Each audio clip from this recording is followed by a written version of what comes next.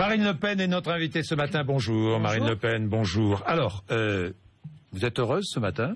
Les résultats ou pas? Est-ce que vous triomphez ce matin ou est-ce que vous dites bon, c'est bien, mais on aurait pu faire mieux ou c'est bien? Non, mais d'abord, je triomphe jamais, mais je suis satisfaite parce que nous avons dépassé les objectifs que nous étions fixés.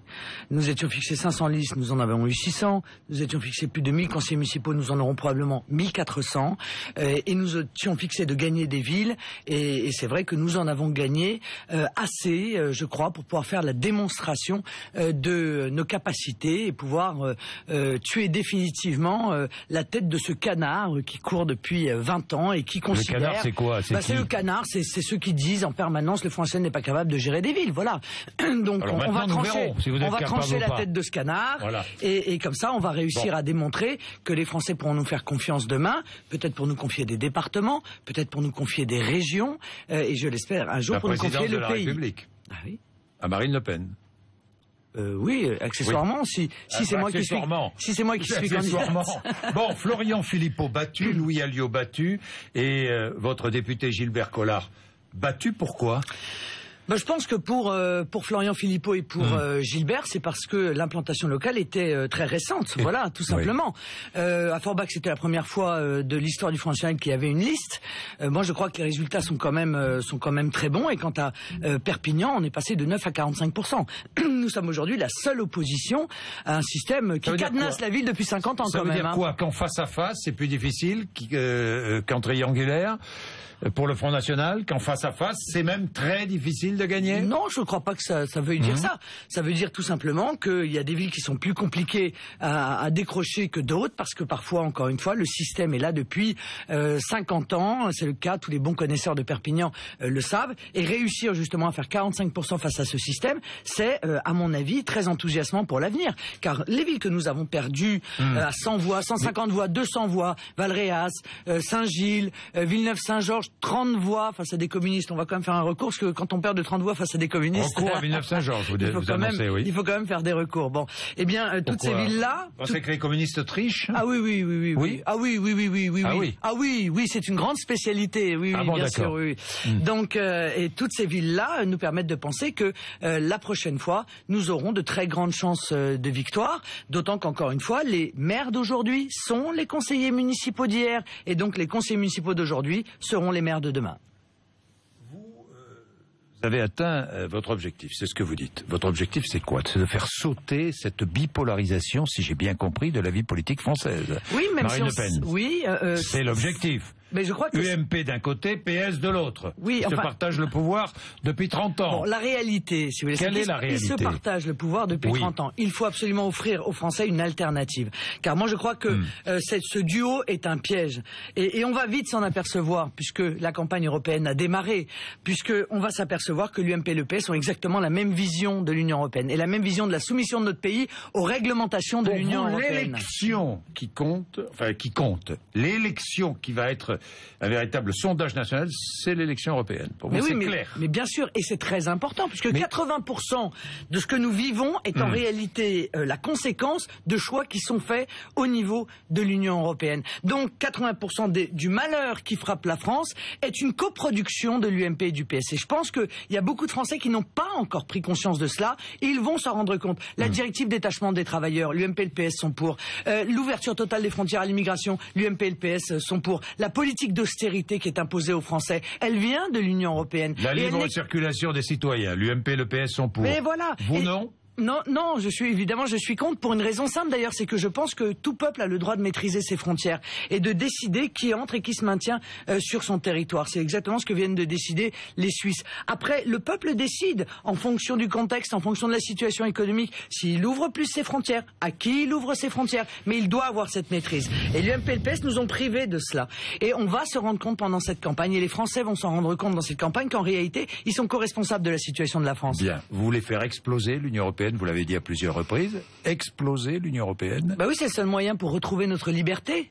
Moi, je veux dire, je n'admets pas qu'on ait versé autant de sueur, autant de sang dans notre pays pour être un pays libre, et aujourd'hui admettre que à la méthode du voleur chinois, on retire au peuple français l'intégralité de ce qui fait sa souveraineté et donc sa liberté. Je ne l'admets pas. Et donc je vais me battre pour que le peuple français puisse retrouver cette liberté. Lorsque vous êtes élu, Marine Le Pen, je parle dans les mairies, vous êtes élu à quoi? 30, 35, 40, 45%, rarement à plus de 50%. À Hénin-Beaumont, 50% des premiers tours. À Hénin-Beaumont, dès le premier tour, effectivement. Mais rarement à plus de 50%, pour une raison simple, c'est que lorsque vous êtes en face à face, vous perdez. Je le répète. Vous perdez lorsque vous êtes en face à face. Pourquoi? On a parlé du Front républicain, stupide expression Front républicain. Il n'empêche qu'il s'applique, il n'empêche qu'une majorité de Français, les Français ne veulent pas du Front national. Les Français ne veulent pas du Front national. Mais je sors ça en regardant les résultats, Marine Le Pen. Enfin, vous êtes en train de m'expliquer aujourd'hui que les Français veulent pas du Front national alors que nous avons enregistré une victoire historique pour le Front national. Non, moi je suis en train de vous dire que nous nous installons... En gagnant 11 villes Mais bien sûr, mais évidemment en gagnant 11 villes. Alors justement... Et en gagnant 11 villes contre tout le monde, monsieur Bourdin. Alors justement... Contre un système qui est coalisé. Et en faisant disparaître dans un certain nombre de villes, soit le Parti Socialiste, comme c'est le cas à Perpignan... Alors vous avez gagné pourquoi, Marine Le Pen? Parce que vous avez changé votre discours? Parce que vous avez changé le positionnement du Front National? Mais parce que les Français en ont soupé d'être coincés dans un faux choix, celui de l'UMPS. Donc lorsqu'ils en ont la possibilité, ils voient dans le Front National à juste titre une alternative à ce duo infernal. Et lorsqu'ils n'ont pas le choix, parce qu'il n'y a pas de candidat Front National, parce que nous n'avons pas pu être présents évidemment partout, eh bien ils vont dans l'abstention.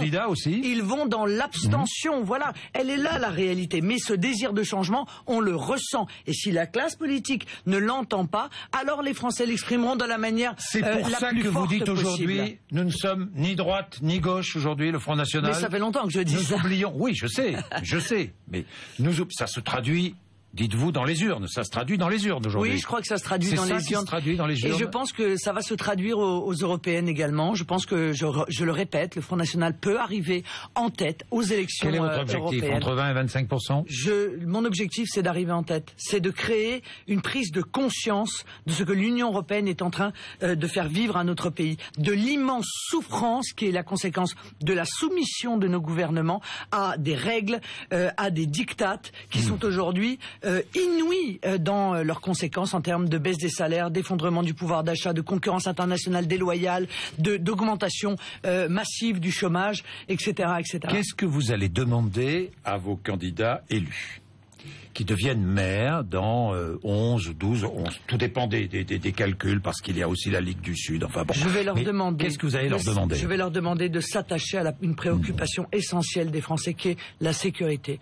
Je vais leur demander de prendre en considération la crise et de faire tout ce qui est en leur pouvoir, y compris dans des villes qui ont été gérées en dépit du bon sens par l'UMP-LPS, c'est-à-dire des villes surendettées, de baisser la fiscalité locale, d'alléger la souffrance des Français face à une hyperfiscalité qui aujourd'hui fait des ravages. Voilà. Je vais leur demander de respecter leur opposition, parce que nous avons été tellement maltraités dans l'opposition que nous savons ce que c'est d'être méprisé, d'être humilié. Respecter l'opposition, Respecter l'opposition, ça veut dire permettre à l'opposition de travailler dans des conditions correctes. Ça veut dire leur permettre d'avoir la parole dans les conseils municipaux. Ça veut dire leur ouvrir de manière tout à fait transparente le fonctionnement des villes, car nous, dans l'opposition, si vous saviez le nombre de fois où il a fallu qu'on se batte, qu'on saisisse la CADA pour obtenir des documents qui normalement devraient être mis à disposition de l'opposition par l'exécutif. Voilà, nous allons respecter les règles. Chaque dérapage sera sanctionné. Et leur montrer que l'on peut... S'il y a dérapage... Mais de quel dérapage idéologique? Dérapage idéologique. Il n'y a pas de dérapage idéologique. Non, il n'y aura pas de dérapage idéologique. Ça peut arriver, Marine Le Pen. Oui, mais bien sûr, ça peut arriver partout. Mais pourquoi est-ce que vous faites... C'est déjà arrivé, ici ou là. Mais où? Mais ici ou là, je vais pas entrer dans les détails. D'accord, mais ça arrive partout, ça. Je veux dire, ça c'est pas une spécificité. Mais vous serez intransigeante avec ça? Mais j'ai toujours été intransigeante avec ça, Monsieur Bourdin. Et donc je n'ai pas vocation à changer, encore une fois. Moi, je dirige mon mouvement politique avec une cohérence, avec des convictions et avec transparence, puisque ce que je suis en train de faire aujourd'hui, je m'y étais engagé auprès des adhérents du Front National. Je leur avais donné des axes qui étaient des axes essentiels pour moi, dont l'implantation locale d'ailleurs était une partie. Je crois aujourd'hui que cette implantation locale est en marche et que ça n'est que le début. Bien, Marine Le Pen, on va regarder la politique nationale conduite par François Hollande aujourd'hui et la situation dans laquelle se trouve François Hollande. D'abord, on parle de remaniement, de changement de Premier ministre. Est-ce vraiment important ? Essentiel ou pas? Non, je pense que ça ne changera strictement rien si ça n'est pas la politique qui est changée. Justement. Or, je pense que la politique ne sera pas changée, puisqu'en réalité, c'est la feuille de route de Bruxelles. Donc, ça n'est pas François Hollande qui décide, pas plus que c'était Nicolas Sarkozy hier. Bruxelles considère qu'il faut à tout prix que l'on mette en place une politique d'austérité, comme en Grèce, comme en Espagne, comme en Italie. Eh bien, c'est exactement ce qu'est en train de faire François Hollande. Pacte de responsabilité auquel est attaché François Hollande, attaché dans tous les sens du mot. C'est la seule chose qu'il a mis en œuvre, et encore, c'est pas mis en œuvre. Bon. Oui. Moi, je pense qu'il faut le mettre en œuvre. Non, bien sûr que non. Quelle horreur.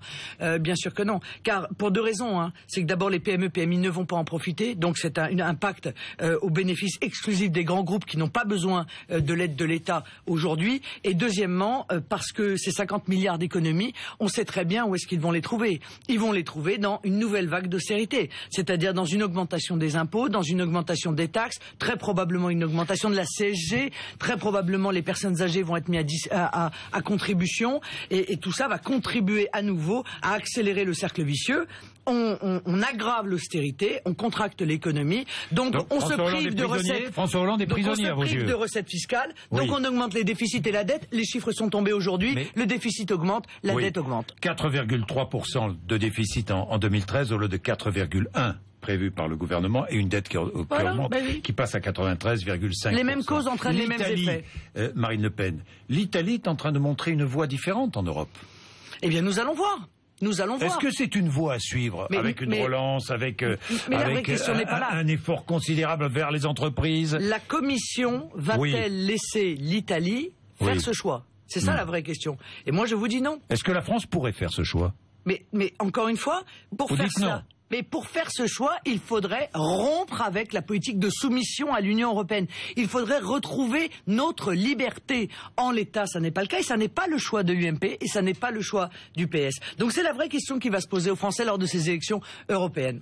Contre le grand capital, je regardais vos propos autour de l'économie. Vous disiez, le grand capital ruine la France. Nous vivons un capitalisme de connivence. Ça veut dire quoi, un capitalisme de connivence? Ça veut dire le pacte de responsabilité. Ça veut dire qu'en réalité... Ça veut dire que ce sont les grandes entreprises qui conduisent la politique de la France? Mais bien sûr, mais d'ailleurs le MEDEF l'a dit, il s'en est réjoui. Le pacte de responsabilité, il a dit, c'est moi, MEDEF, qui suis l'inspirateur de ce pacte de responsabilité. Et d'ailleurs, François Hollande l'a pris à son compte, mais l'UMP a applaudi aussi. L'UMP a dit chiche, mettons-le en œuvre. Donc il y a effectivement là une connivence entre les grandes entreprises multinationales contre les PME et les PMI qui, elles, ne font l'objet, encore une fois, d'aucune attention, alors que ce sont elles qui sont les vraies forces vives de la nation, et elles sont écrasées d'impôts, écrasées de bureaucratie, et personne ne vient jamais en aide. Elles sont mises d'ailleurs en concurrence avec des produits qui viennent de pays à très bas coût, face auxquels elles ne peuvent pas être compétitives, parce que aussi l'euro est 30% trop cher. En vous écoutant, Marine Le Pen, je constate, ça fait longtemps que je vous invite le matin ici, vous venez à chaque fois, je constate que votre discours a profondément changé. Au début, c'était l'immigration sans cesse, et aujourd'hui, vous êtes sur le terrain économique. Vous êtes sur ce terrain, finalement, un repositionnement.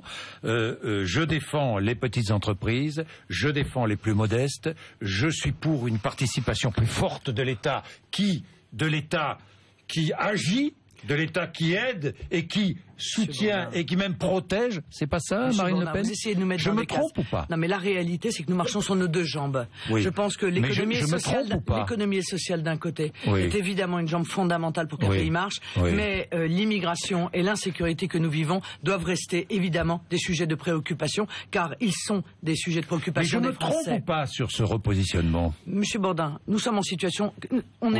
comme après la guerre. Vous le savez ça? La situation de notre économie est une économie d'après-guerre.